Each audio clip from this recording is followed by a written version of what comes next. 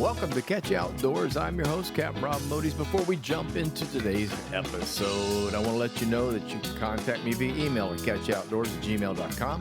My website is catchyoutoutdoors.com, and yes, there's a Facebook page, Catch You Outdoors. My second book, Bridge to Paradise, is now available on my website at catchyoutoutdoors.com. It's a book of short stories, fishing, travel, life. All copies are signed, and shipping is included in the posted price. Both it and my first book, What I Know About Fishing Southwest Florida, are also available on Amazon Kindle. Today's episode, number 17, is simply titled Key West. I thought about podcasting this subject when I first posted the trailer for Catch You Outdoors back in September. Some of my favorite times in life have been in the Keys, specifically Key West.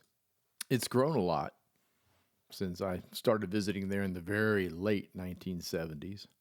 I tend to blame that on Jimmy Buffett, but not in a serious way. More likely the bump in visitors started with the quickly expanding social media. Heck, I'm guilty of promoting the place, sort of like right now. Years ago, Key West, it was a party town. It was a loose group of hippies and artists and expatriates who really weren't expatriates because technically speaking, they were still on U.S. soil. For me, it was both an escape and a place of music and meeting some of the most interesting people I think I've ever had the luck of running into. After a stint in the U.S. Coast Guard, which included living in California, New Jersey, and Virginia, I returned to home base of Kentucky at that time. I missed Florida terribly. I started buying and listening to records that had any island songs on them. Harry Belafonte comes to mind, along with others. One day, while searching the record bins, I came across an artist that I actually had heard play on a bar stool in Key West. His name is Jimmy Buffett.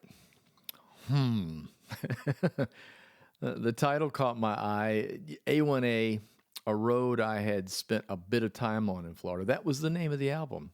There were actually several other records of his in the bin, with the latest one being Havana Daydreamin'.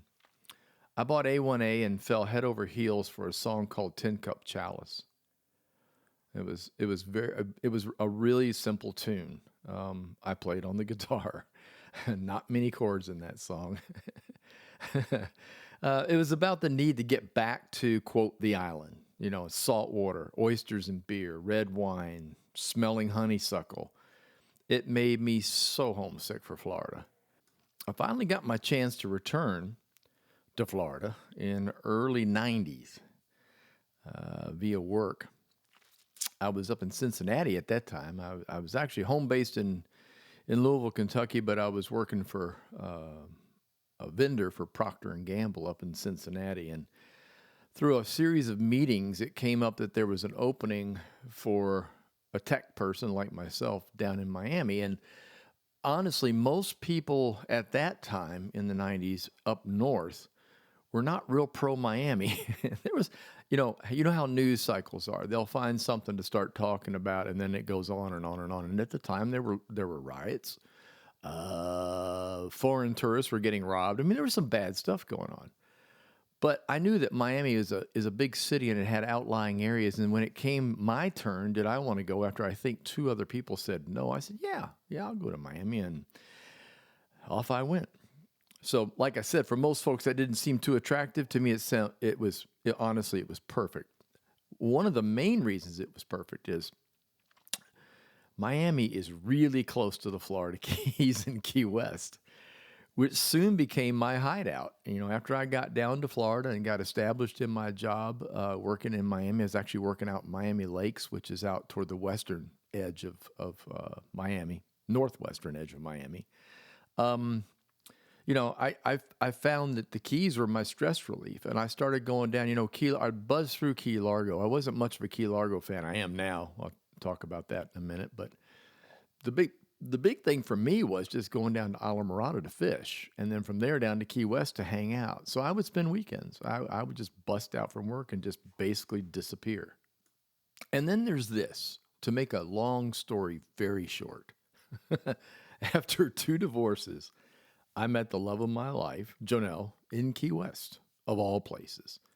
And 25 years later, she and I are still romping around in the Keys.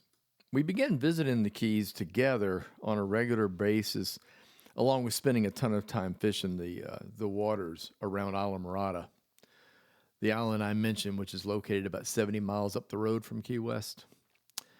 All of this along US 1, basically, just doing Islamorada, doing as much fishing as we could, hanging out, and then every once in a while run down to Key West and hang out in Key West. And we had a lot of friends that were hanging out in Key West too, that were from all over Florida, some of them from up in Georgia and places like that. And we'd all meet and just congregate and have a good time there.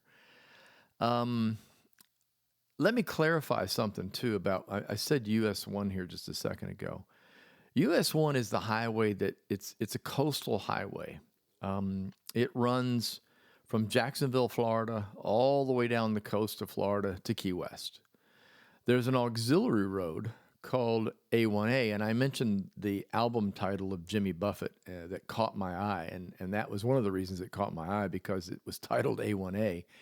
A1A is like the offshoot road that takes you right up against the beach in some areas. It doesn't run constantly up and down Florida. It's kind of it's an auxiliary road. It's a pop-out road. If you're going down US 1, for example, in Fort Lauderdale, and you want to go to the beach, you got to go over the bridge somewhere, Oakland Park, here in Sunrise, wherever. You got to go over a bridge, and that puts you on A1A. A1A is literally the beach road. It's where everybody wants to be. It's where the hotels and the motels are up and down the Florida coastline. But once you get into like rural, it kind of goes away. US 1 is your main highway. So US 1 runs all the way down to Key West. When you get to Key West, US 1, it continues actually. When you hit the T, as you're coming into Key West, you have the option of turning left or turning right. If you turn right, that's going to be US 1. If you turn left, that's going to be A1A. A1A runs down the beach that faces south toward Cuba, whereas the other road, US 1, takes you actually into town. Both dead end in Key West. And there are a lot of people that stand in front of those signs, especially the US 1 sign, and take a picture, because it says US 1 mile marker 0. And after you've made the long trek by car down through the Florida Keys, which is roughly 100 miles or so, you're pretty happy once you reach Key West. Now, the funny thing about all that is that A1A seems to be like the romantic road to the islands, but in most cases, it's not really the main road. So perhaps old JB, Jimmy Buffett, may have had something to do with that. See, I keep blaming him. Sorry, Jimmy. There is this, though. Eventually, all roads heading south will land you in Key West, the southernmost city of the United States. Key West has changed over the years. It's now more touristy and trendy than days of old. There are still a lot of hippies, but they are much older, like me, along with a lot of writers, musicians, and artists. Pretty much anything goes attitude is still happening there, but with a feeling that you shouldn't do anything that would harm anyone else. So everyone in Key West tends to pretty much get along. You don't, up here, I watch the Fort Lauderdale news and I watch the news from Miami and stuff. And even in this, you don't hear much about what's going on in Key West. Matter of fact, the only way you hear is if you get the Key West Citizen, which is the newspaper, which has probably one of the funniest police blotters you've ever read. So if get online, find the Key West Citizen newspaper, and then check out the blotter when it happens. Some of the funniest stories ever about arrest in Key West are on there. If arrest is funny, it's Key West. In Key West, drinking is a sport. I stole that from a Michael McLeod song, but yeah, drinking is a sport in Key West. The Sports Center is Duval Street. There are more bars on that street than there may be bars in all of Florida. I kid you not. You want to do something really fun, pull up Google Earth, put Google Maps, and put Key West bars, and the little dots will come up. It makes Duval Street look like totally red from top to bottom. But I must stress the that visiting places of interest will come after the hangovers wear off. So Key West may be a drinking town, but there's a lot more to do there on visits. After you've been to Key West as many times as I have, the drinking part can be fun because I like people watching. I also like music, and there's tons of great bars with fantastic music in them. But it begins to wear off. You start to realize that there's a lot more to Key West. There's more to see and do in Key West than just running from bar to bar to bar. I guess that comes with age too, I suppose. I don't really look at Key West as a kid's place. I'll be honest with you. They've promoted it in the past. There are things to do as a family there, but no, I'm sorry, Key West. I just don't think so. I mean, it's more of an adult place. It really is. It's a couple's place. It's a place for parties and meeting other people and gatherings and things like that. But when it comes to kids, there are a lot better places in Florida to take the kids to. As a matter of fact, up there around, Orlando, the O, yeah, there's Disney and Universal and all kinds of fun things to do up there. And if you got the kids and the kids are growing up, go there. The kids are going to love you for it. If they went to Key West, they'll probably be bored within minutes, to be perfectly honest with you. So Key West is actually a playground for the rest of us. Besides traveling to Key West by car, which I believe is the best way, you can also get there by air and boat. If you've never been to the Florida Keys, then a start in Miami or Fort Lauderdale with a drive down is the way to go. It's a trip. Let me explain. You can't appreciate the Florida Keys and the beauty of the Florida Keys unless you're in an automobile on the road. Now, granted, flying over in an airplane is pretty daggone exciting, but the nice thing about driving is, let's say you land in Fort Lauderdale International, or you land at Miami International Airport, and you're a tourist, a guest, and you start driving down. You're going to go through the southern tip of Florida. You're going to go down US 1's no man land, what we call the 18-mile stretch. You'll eventually wind up in Key Largo. In Key Largo, you don't see any water. Strange place. Janelle and I just started really making Key Largo a location for us now. Since we now live in Fort Lauderdale, we can get to Key Largo in about 90 minutes. Great restaurants, great places to stay. There is water there, believe it or not. You just can't see it unless you're in one of the resorts or eating at a restaurant on the water. As you pass through Key Largo, you go again through kind of a more open area. Eventually, you wind up near Tavernier and then Islamorada. I love Islamorada. That's one of my favorite places. But then from that, you keep going south to Big Pine, and then from Big Pine through all these dozens of the 7-mile bridge and Marathon. I skipped that one back up to Marathon. The 7-mile bridge, down to Big Pine, and then eventually into Key West. So, like I mentioned before, it's an almost 100-mile run from the end of the 18-mile stretch on US 1. But there's so much to see out of the vehicle once you get past Key Largo, as far as the visuals of the ocean on one side of you and Florida Bay on the other. It's absolutely gorgeous. You suddenly realize that you have arrived in the Caribbean without leaving the United States. It's Caribbean type water. It's blue, green, crystal clear. It's amazing. It's an absolutely amazing sight. So I encourage the drive. However, you can fly directly to Key West International Airport. They are currently served by, I wrote them all down just so I wouldn't miss any, but as currently, American, Delta, United, JetBlue, and Silver Airways. So there are a number of ways to get there. Most of those are not going to fly direct from anywhere that I'm aware of. I could be wrong, but most of them will probably fly out of Tampa, Fort Lauderdale, Miami, maybe Orlando. You might catch a Key West flight out of Orlando, but most of them are going to be Florida-based, so you're going to fly into Florida first and then head down to Key West. It's a bit pricey, but the flight in over the crystal clear waters that I mentioned is quite breathtaking, especially the waters that surround Key West as you begin to approach the island. It's absolutely stunning.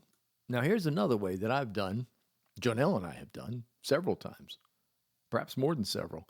If you happen to be in Fort Myers or Marco Island on the west coast of Florida, you can travel daily to Key West via the Key West Express. That's a boat. It's one of those, it's a big cat boat. I forget the passenger count. large. I didn't look it up. It's an express. It's a ferry. It's a great big ferry. People only. Well, people and bicycles. But you can take luggage with you if you want. You blast off early in the morning from Fort Myers. I want to say the part's somewhere like 8:39 in the morning, maybe a little earlier than that, and it arrives down in Key West at around noonish.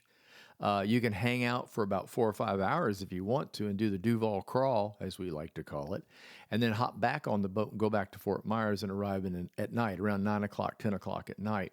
I would suggest an overnight since you can take bags. They charge a little extra for that, but you can go down, get yourself, book yourself a hotel room, go down and stay for the night, and then catch the boat back at 5 o'clock the next day. So that way you get a full day and a half to visit Key West, and longer if you decide you want to stay. That's a pretty ride too. Now, I'll caution you about the Key West Express. There are times when they'll have to cancel the boat back or down. Weather. I mean, it's a boat and storms come up, and you kind of have to contend with that stuff. But all in all, it's kind of a pretty ride down the coast of Florida. Not a whole lot to see, and then all of a sudden you start to arrive again in those crystal clear waters off of the Keys, and it's real pretty. So something else to try. Here's a new thought, little segue. Parking is an issue in Key West, so boating down and air down is not that bad an idea. Seriously, parking is a real problem in Key West. There are little bitty streets and there are houses elbow to elbow down there. I mean, they're old. It's old time, built back in the 1800s. It's a really cool looking city, I'll tell you that. But parking is a problem. Private parking for the people that live there takes place like right off the street. And a lot of times street parking, they might leave one space for a tourist on an entire block, maybe two. There are parking lots, which are expensive. Most around $20 a day, some are 30, depends on when you're there. So it's not bad to consider coming in another way. There are a couple of mass lots that you can park at for days at a time, as long as you keep chunking money into it. So if you're staying at a resort, you'll have parking 9 times out of 10, but you want to ask. You definitely want to ask about resorts and bed and breakfasts and things like that. Yeah, but the daily rates can be quite shocking, and they'll add that onto your room as well. Think bicycle. One of the best things we ever did and still will do is put a couple of bikes on the back. In this case, it was a truck. Back then it was a truck, now it's a Jeep, but hang a couple bikes on the back of the Jeep and then go down and park outside on the outside edge of the city and use bicycles to get around. If you're there visiting via air or boat, bicycles, a lot of times bicycles are provided for free at some of the bed and breakfasts. At the resorts, they do charge a daily rate for a bike, but a bike is a great way to get around. It eliminates the parking problem. They allow bikes to be put up in like their bike holders on the sidewalks. Some people will just tie it to a tree or tie it to a pole or whatever. It'll be fine. No one fusses too much about bicycles. If there's a sign that says don't, then don't do it. The other option are mopeds. As I call them. Mopeds are rentable on the island when you arrive.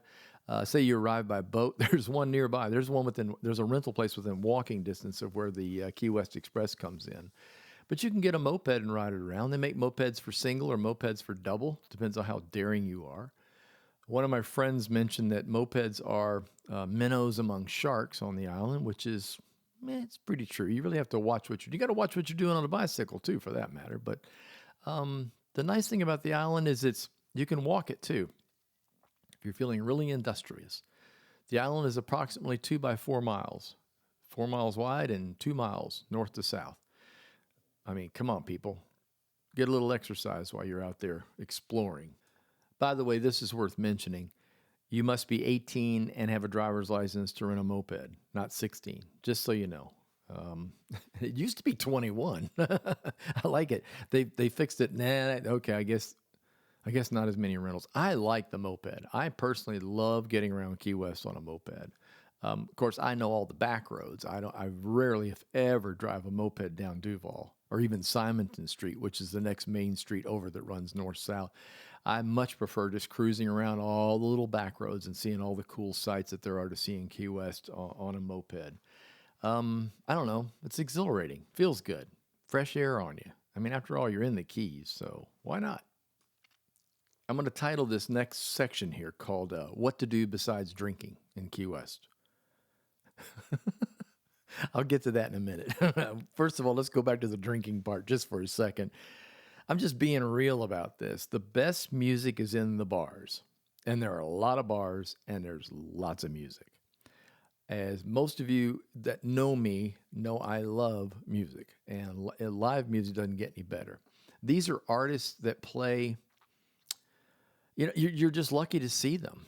Some of them arrive in town. I mean, Buffett does little surprise visits every now and then and plays in the middle of the street or drops into Margaritaville. His entire band is talented, and they'll show up as well and play on any given night. Of course, there's no warning for this. Kenny Chesney has shown up and played over at the Hog's Breath, and a couple of other places. The artists do come to Key West and occasionally pick up a guitar and start playing in some of these clubs. Now, the locals that are there, the local bands are really, really good. And these are the guys and gals that are striving to be the next big artist on the charts. Personally, I like cruising the northern end of Duval with my ears turned on.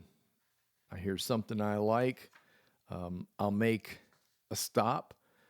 It's been that way for me for years. Some of my favorite haunts, and this is in no special order, are the Schooner Wharf. Well, that was a special order. I lied. Schooner Wharf is my favorite stop. Then we have the Hog's Breath, the Green Parrot, Sloppy Joe's, Captain Tony's, the Bull, and Margaritaville. Again, in no special order. I have to put. Okay, so Schooner Wharf I like because it's literally as it sounds. It's where all the boats tie up. It's one of the older bars. It's mostly outside, and it's the music there is always really, really good, and so I enjoy going there. The other one is the Green Parrot. You cannot beat the Green Parrot for the music. You just can't. It'll be anything and everything. They have a ukulele night, for crying out loud, where everybody in town brings ukuleles and plays. They have fantastic blues bands show up and play there. What may be an unknown artist to you who's very popular with others and even has recordings out will be there and enlighten you. As a matter of fact, the Green Parrot, the voice winners, the most recent voice winners is called Girl Named Tom.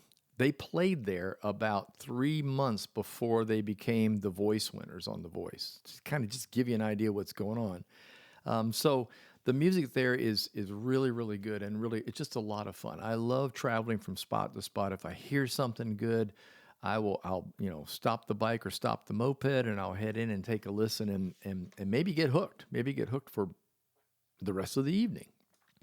Okay, now for the other stuff. Go visit the Hemingway House.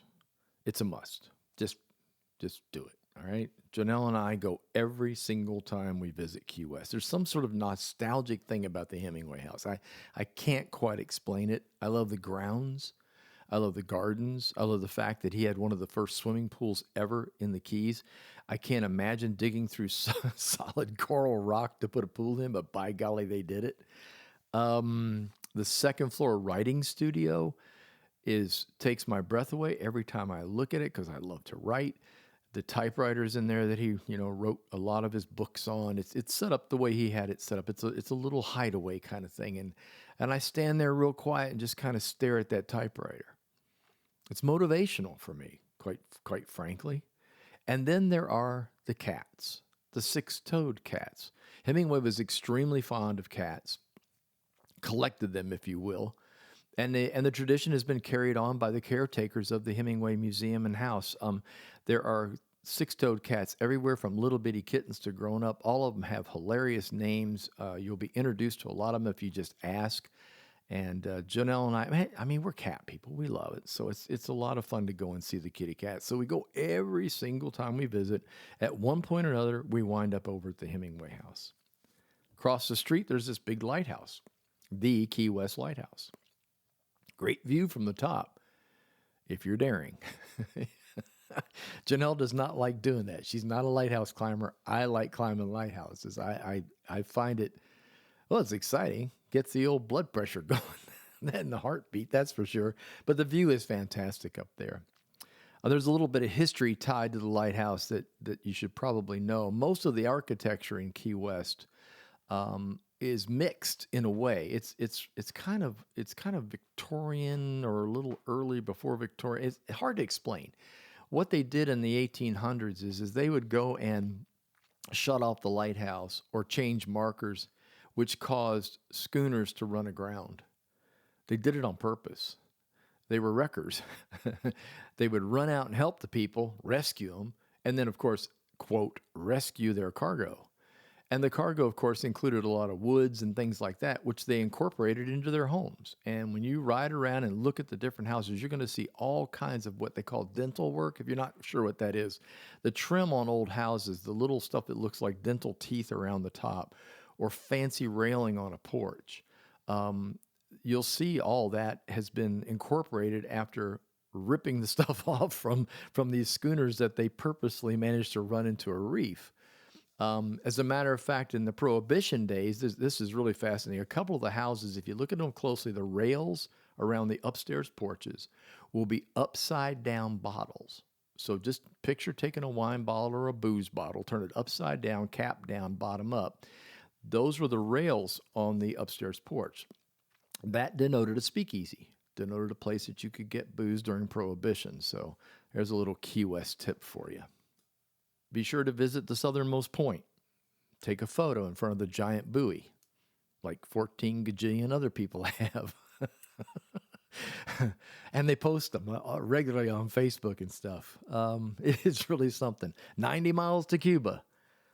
Close. I mean, really, really close. Tour Harry S. Truman's Little White House, by all means. Oh, beautiful place. I don't think Jonelle and I have ever been in there together. That we're going to have to work on that one next time we go down. We've been around the property. The property is really gorgeous to walk on, but the house is really something to see. The Key West Shipwreck Museum, what I was just talking about. You can go in there and there's a whole museum and there's a history of that. You can also take a ride on the conch train. I've done the conch train probably 3 times that I can remember, maybe 4. This is the most tourist thing in all of Key West. It's really fun. It's basically a motorized vehicle at the front that looks like a train engine. It has several cars attached to the back of it. You sit on little bench seats. The guy's got a microphone, and he runs you all around Key West telling you all kinds of interesting tidbits. It's certainly worth it if you're a first-timer. If you've never been there before, he will point out things that you can later go back and visit. So I'd highly recommend doing it. Kind of cheesy, but wave at people when you're going by. That's the fun part. Find the secret garden. That's all I'm going to say. You can find it. There's Google now. Now it's a lot easier than it was when we first heard about it. But anyway, it's worth a find. And even with the Google, it's still hard to find. So find the secret garden. Go to the Key West Butterfly and Nature Conservancy. Conservatory, Nature Conservatory. The Key West Butterfly place is really something to see. It's all the way down on the most southern end of Duval, so you're kind of getting away from all the hubbub and the activity. And it's a wonderful place to visit and to see. I really like going there. I like hanging out there. I like seeing all the different varieties of butterflies that are in there. They have a flamingo encounter. You have to try that. You have to sign up for that, but you can show up early in the morning, sit on a little bench, and guess what? The flamingos come out and greet you. I mean, really, really greet you. So you might want to check that out too. I think that's worth seeing. Last but not least, where to stay. Boy, I don't even know where to start. You have Hilton, you have Fairfield Inn and Suites, you have all different varieties of Marriotts. The Havana Cabana in Key West is pretty cool. There's all kinds of the Truman Hotel, Margaritaville Beach House in Key West, which I don't think is called Margaritaville anymore. I think somebody else bought it and changed the name. It's down on the waterfront, facing the sunsets. It's down at the Sunset area. More about that in just a second. I think if you're a resort person, that's great. Big swimming pool, the restaurant, all that kind of stuff going with it. If not, do a bed and breakfast. They're wonderful. There's a whole string of them on Simonton Street. There's a few down on the southern end of Duval. One of my favorite is the Douglas House. I like going there. But anyway, on Simonton, there are a bunch of them. And if you just look, do a search for bed and breakfast or inns, small inns or cottage-type inns for Key West, honestly, that's what I would recommend doing. It's a lot of fun. The sunsets. The sunset on Key West is a very, very big deal. Officially known as the Sunset Celebration at Mallory Square. There are boat trips out in the water while it's going on. There are sailing trips on a sailboat while that's going on. You can go down to Mallory Square itself. You ain't going to believe what you're going to see. Some of the stuff, Janelle just informed me that one thing that's being retired is the cat guy. I'm not sure, cat man. I'm not sure what they called him, to be honest with you. He had cats that jumped through fire loops and basically entertained like at a circus. It was remarkable that you can even get a cat to do a trick is pretty remarkable. There's this guy who lifts up a wash machine and sticks it on his head. There's jugglers. There's stuff for sale. There's all kinds of vendors down there with really cool handmade jewelry and things like that. But the sunset obviously happens every night. Doesn't matter. Sometimes better than others, depending on the weather, of course. But in most cases, the sun is shining in Key West, so you're going to get a good sunset. There's music, all kinds of things on Mallory Square, so be sure to check that out. Last but not least, the Key West Cemetery. Very educational. I liked going through it. I'd take a tour. If you're going to do the cemetery, take the cemetery tour. Now let's eat real quick. Here comes another list. Louie's Backyard, 2 words, fine dining. Along with the After Deck, a really great place to get a drink and look out at the Atlantic Ocean towards Cuba. Just it's one of my I'll say it's my favorite place. It's my favorite place. Second on the list would be Pepe's Cafe. Great steaks. You really don't want to miss the Bloody Marys in the morning there. The Blue Heaven. The Blue Heaven's over in the Bahama Town area. It's basically, the simple part is a picnic table type thing on hard packed dirt on the ground with chickens running all around, and some of the best food you can have on the island is at the Blue Heaven. I just made myself really hungry. I think it's time to get down to Key West. I gotta go. I gotta go. Thank you so much for listening. I appreciate you taking the time to tune in. If you enjoyed the podcast, please tell a friend. Catch You Outdoors is hosted by Anchor and available via Spotify and Apple Podcast. Our Facebook page is Catch You Outdoors. Website is catchyoutdoors.com. Until next time, get outdoors and enjoy.